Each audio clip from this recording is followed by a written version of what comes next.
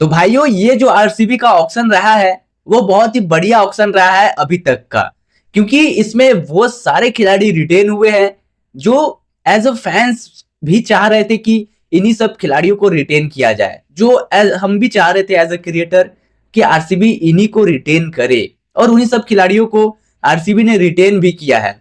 लेकिन भाइयों यहाँ पर बात आ जा रही है कि मिनी ऑक्शन में आरसीबी किन किन खिलाड़ियों को टारगेट कर सकती है, किन किन खिलाड़ियों को लेने को देख रही है, क्योंकि आरसीबी के पास रहने वाले हैं भाई लोगों यहाँ पर 20 करोड़ रुपया।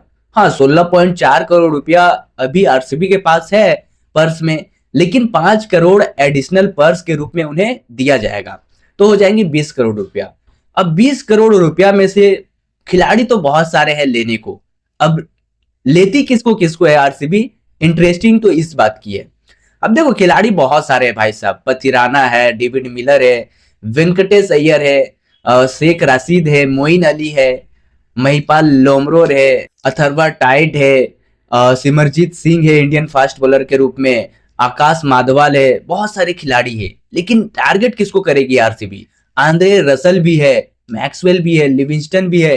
वापस से क्या आरसीबी स्वास्तिक चिकारा को लेने को देखेगी? मतलब सवाल बहुत सारे हैं, लेकिन जवाब कितने हैं? जवाब सिर्फ यहाँ पर 4 ही है, खिलाड़ी 4 ही लेने को देखेगी। देखो आरसीबी के पास अभी भी 8 खिलाड़ियों का स्लॉट बचा हुआ है, लेकिन आई थिंक यहाँ पर 4 जो टारगेट करने वाली है ना आरसीबी, वो मोस्ट इंपोर्टेंट खिलाड़ी होने वाले हैं। वो कौन कौन से होने वाले हैं? क्या वो आंद्रे रसल के पास जाएंगे? क्या वो डेविड मिलर के साथ जाना चाहेंगे? क्या वो वेंकी के साथ जाना चाहेंगे, या फिर पथिराना टीम में आ रहे हैं? बहुत सारे सवाल है, आ जाओ भाई वो डिस्कस करते हैं। अब देखो आरसीबी का ये रिटेंशन के बाद अभी आरसीबी के टीम में टोटल 6 खिलाड़ी ऐसे हैं जो ओवरसीज खिलाड़ी हैं। ओवरसीज खिलाड़ियों का ना कोई स्लॉट नहीं होता। हाँ, ज्यादा से ज्यादा मैक्सिमम आप 10 ओवरसीज खिलाड़ियों को अपने टीम में रख सकते हो, है ना। खिला 3 ही 4 सकते हो, लेकिन 10 रख सकते हो, वो आपके ऊपर है। लेकिन बात आ जाती है कि क्या आरसीबी ओवरसीज खिलाड़ियों को टारगेट करने के देख रही है मिनी ऑक्शन में, या फिर इंडियन कोई टारगेट करने को देख रही है? अब देखो फायदा किससे ज्यादा मिलेगा? क्या ओवरसीज खिलाड़ियों से फायदा मिलते आया है आरसीबी को? क्या उन्हीं सब खिलाड़ियों से फायदा मिलने वाला है, या फिर क्या इंडियन के लिए जाएगी आरसीबी? अब देखो दिनेश कार्तिक एक इंडियन है, तो वो इंडियंस का ना जानते हैं कि किस तरीके का माइंडसेट रहता है। और एंडी फ्लावर भाई साहब फॉरनर है, वो फॉरनर खिलाड़ियों का जानते हैं कि उनका माइंडसेट कैसा होता है बेसिकली। तो आरसीबी यही चाहेगी कि भाई लोगों यहाँ पर 4 जो खिलाड़ी आरसीबी ने रिलीज करे हैं, जो है टीम सेफर्ड, लियम लिविंगस्टन और मयंक अग्रवाल एंड लुंगी सनी इंगिड़ी, ये जो 4 खिलाड़ी आरसीबी ने रिलीज करे हैं ना, वो दिल पे पत्थर रख के उन्होंने किया है ना। क्योंकि आरसीबी के लिए भाई साहब लॉयल्टी मैटर्स, लेकिन यहाँ पर आईपीएल के लिए लॉयल्टी मैटर नहीं होती।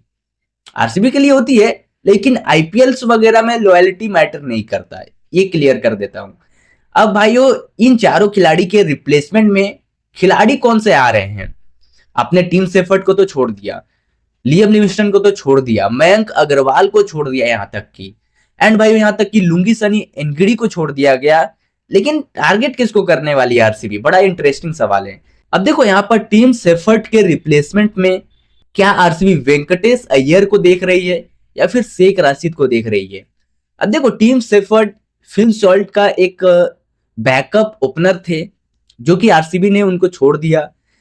लेकिन क्या वो वेंकटेश अय्यर को लेने को देखेंगे? अब देखो केकेआर बहुत ज्यादा पछता रही है वेंकटेश अय्यर को लेकर। वो उनको रियलाइज हो गया था उसी दिन, मेगा ऑक्शन में ही रियलाइज हो गया था कहीं ना कहीं मैंने ये गलती कर दिया है कि इनको ओवर प्राइस कर दिया है। ये केकेआर वाले जानते थे, है ना। अब टीम सेफर्ट के रिप्लेसमेंट में यही 2 खिलाड़ी हैं। क्या वेंकटेश अय्यर को देखेगी आरसीबी लेने को, या फिर शेख राशिद को? इन दोनों को टारगेट जरूर से करेगी आरसीबी, दोनों में से एक खिलाड़ी को जरूर से लेने को देखेगी, क्योंकि रिपोर्ट्स पढ़कर भी ऐसा लग रहा है कि इन्हीं दोनों में से किसी एक को लेगी आरसीबी। अब भाइयों यहाँ पर लियम लिविंगस्टन को छोड़ा गया है। अब क्या लियम लिविंगस्टन को रिप्लेस क्या मोइन अली करने वाले हैं? क्या यहाँ पर डेविड मिलर करने वाले हैं? क्योंकि देखो एक स्पिनर तो चाहिए, स्पिन ऑलराउंडर तो चाहिए आरसीबी को, जो कि कहीं ना कहीं मोइन अली हो सकते हैं। केकेआर ने उन्हें रिलीज कर दिया है, मोइन अली वापस से कमबैक कर सकते हैं आरसीबी की टीम में, टारगेट कर रही है आरसीबी। और भाइयों क्या यहाँ पर डेविड मिलर हो सकते हैं। अब देखो डेविड मिलर वाला काम ना बहुत ही हार्ड काम है, 6-7 नंबर पर आकर खेलना, लेकिन उनके लिए आपने ऑलरेडी बैटर्स रख रखे हैं, ऑलरेडी हिटर्स रख रखे हैं, जो कि यहाँ पर टीम डेविड और रोमेरियो सेफर्ड, ये दो ताकतवर खिलाड़ी आपके पास है। तो आपको आई थिंक डेविड मिलर की जरूरत नहीं होनी चाहिए। अगर हाँ है तो फिर कोई दिक्कत नहीं है, तो भी फिर कोई दिक्कत नहीं है, क्योंकि आपके पास फिर स्वप्निल सिंह है ना उस तरीके का bowling spin allrounder, Krunal Pandya है ना स्पिन ऑलराउंडर। अगर आप इस तरीके से आरसीबी सोच रही है तो फिर डेविड मिलर के लिए आरसीबी जरूर से जाएगी, क्योंकि फिर मोइन अली कोई काम का नहीं रहेंगे। हाँ, एक स्पिन ऑलराउंडर अगर ढूंढ रहे हैं तो फिर मोइन अली सही है। अब भाई यहाँ पर मयंक अग्रवाल को छोड़ा गया, जो कि एक कहीं ना कहीं प्रॉपर बैटर थे, प्रॉपर बैटर थे और गेम को चला रहे थे, है ना, उनका काम ही था गेम चलाना, ना कि आते साथ शॉट्स खेलना, उनका काम था ये। लेकिन क्या इनके बदले में आरसीबी किसी एक ऐसा बैटर को जरूर से टारगेट करेगी जो इनके जैसा ही काम करता हो, या फिर ये स्लॉट खाली ही रहेगा आरसीबी के लिए। अब देखो मयंक अग्रवाल के बदले में यहाँ पर महिपाल लोमरोर है, अथर्वा टाइड है, पंजाब के ओपनर है, लेफ्ट हैंडर बैटर है, बहुत ही अच्छा खेलते हैं ये भी। क्या इन दोनों के साथ जाना चाहेगी आरसीबी? अब देखो लोमरोर का कमबैक हो सकता है आरसीबी के लिए, क्योंकि उन्होंने कुछ खराब नहीं किया था अब तक का अगर बात किया जाए तो आरसीबी के लिए, है ना। कर्नाटक से आते भाई सब जबरदस्त खिलाड़ी है लोग। यहाँ पर अथर्वा टाइट के साथ भी जाना चाहेगी, क्योंकि वो भी लेफ्ट हैंडर बैट्समैन है, यहाँ पर प्रॉपर बैटर भी है, गेम को चलाना जानते हैं, गेम खेलना जानते हैं बढ़िया तरीके से। तो इन दोनों को टारगेट करना जरूर चाहेगी मयंक अग्रवाल के रिप्लेसमेंट में। अब भाई यहाँ पर आ जाते हैं हम लोग की भुवनेश्वर कुमार और जॉस हेजलवुड का एक बैकअप बॉलर कौन होगा। बैकअप बॉलर को तो टारगेट जरूर से करने को देख रही है आरसीबी, कौन होगा कौन, यही सबसे बड़ा सवाल है। अब देखो बॉलर्स बहुत सारे रिलीज हुए हैं सभी की टीम से, मोहम्मद शमी तो भैया चले गए एलएसजी, यहाँ पर पथिराना को छोड़ दिया गया है सीएसके की तरफ से, सिमरजीत सिंह को छोड़ दिया गया है सीएसके की तरफ से, आकाश माधवाल को छोड़ दिया गया है मुंबई की तरफ से। 3-4 बॉलर से भाई साहब इंडियन, आप एक इंडियन इन तीनों में से ले लोगे ना तो भाई साहब जबरदस्त रहेगा आपके लिए, हम सब के लिए। क्योंकि भाई साहब देखो पथिराना का रहना बहुत जरूरी है आरसीबी की टीम में, क्योंकि देखो यही तो चाह रही थी कि आरसीबी किसी दिन सीएसके पथिराना को रिलीज करे। अब देखो टारगेट में राजस्थान रॉयल्स भी रह सकते हैं पथिराना के, क्योंकि उनको भी चाहिए एक ऐसा बॉलर, है ना। लेकिन यहाँ पर बात आ जाती है कि अगर यश दयाल किसी दिन चोटिल हो गए, किसी दिन भुवनेश्वर कुमार अगर ना खेलने को मौका मिला, नुमान तुषारा है आई नो, लेकिन यहाँ पर पथिराना भी अगर रहेंगे ना एज अ बैकअप बॉलर तो बढ़िया होगा गुरु। पर्स रहेगी आरसीबी के पास और 3 से 4 प्लेयर को ही लेने को देखेगी, ज्यादा से ज्यादा मैक्सिमम वो 5 खिलाड़ियों तक जाएंगे लेने को। लेकिन यहाँ पर पथिराना एक बेस्ट ऑप्शन हो सकता था आरसीबी के लिए। आपको क्या लगता है भाई लोगों को कमेंट करके जरूर बताओ। एंड भाई यहाँ पर सिमरजीत सिंह भी एक बेहतरीन बॉलर है, लेकिन आई डोंट थिंक सो कि उनकी जरूरत है आरसीबी में। यहाँ पर आकाश माधवाल है, जबरदस्त एक नंबर बॉलर है भाई साहब, उफ एकदम मतलब इनका भुवनेश्वर टाइप कुमार बॉलर है, इनका लेंथ एक सटीक जगह पे रहता है और सेम इस हाइट पे इनका बॉलिंग आता है, इस हाइट पे, चेस्ट वाली हाइट पे। भाई साहब बैट्समैन ना,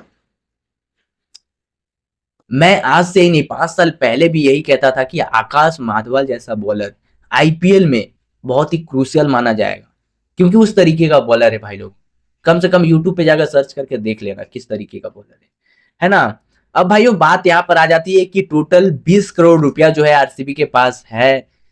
अब खिलाड़ी यहाँ पर बहुत सारे हैं, लेकिन हमने जिसके ऊपर बात करे हैं आरसीबी इन्हीं सबको टारगेट करने वाली है। डेविड मिलर को लाओ टीम में, मेरे हिसाब से मेरा ओपिनियन जो है शेख राशिद को ले लो, यंगस्टर बैकअप बैटर। यहाँ पर लोमरोर को ले आओ, है ना, पथिराना को ले आओ, ये 4-5 खिलाड़ी को ले आओ आरसीबी में, और फिर देखो भाई साहब अनबीटेन टीम हो जाएगी आरसीबी आईपीएल 2026 के लिए भी, है ना। अब रही बात यहाँ पर स्वास्तिक चिकारा की, तो भाई लोगों जितने लोग आप लोग क्रिएटर हो या फिर इन्फ्लुएंसर हो, जो भी हो, अगर इस वीडियो को देख रहे हो तो भाई साहब रिक्वेस्ट कर रहा हूँ आप लोग से कि स्वास्तिक चिकारा को यार भाई बुला लो आरसीबी। स्वास्तिक चिकारा भाई साहब कहीं नहीं जाना चाहिए। ये बंदा ना आरसीबी के लिए ही बना है। जिस तरीके से एंटरटेन करता था भाई लोग को, हम लोग को, वो कभी नहीं भूलेंगे भाई।